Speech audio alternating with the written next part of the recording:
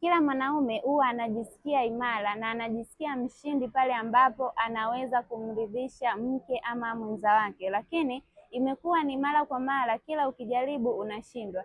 Mwanaume ambaye ukianza kushiriki tendo la ndoa unajikuta umefika mwisho wa safari chini ya dakika moja, ama ukijitahidi sana ni dakika 2, na baada ya hapo unashindwa kurudia mara ya pili. Ukiona unapitia dalili hii, tambua kuwa hilo sio jambo la kawaida.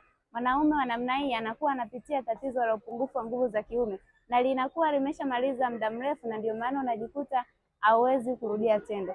Kama ni mwanaume unakutana na hali kama hii, usijali wala usikate tamaa na kujiona upo tofauti sana na wengine, bali cha kufanya, chukua maamuzi ya kupata tiba sahihi ambayo utaipata kutoka kwa Anti Afya Imara, kwani nimewasaidia wanaume wengi sana waliokuwa na changamoto kama ya kwako, lakini sasa hivi wamerudisha urijali wao na wamerudisha heshima. Usichelewe, kwa sababu kuendelea kupuuza inaweza kusababisha changamoto yako ikawa kubwa zaidi. Nitafuta leo, nipo tayari kukusaidia.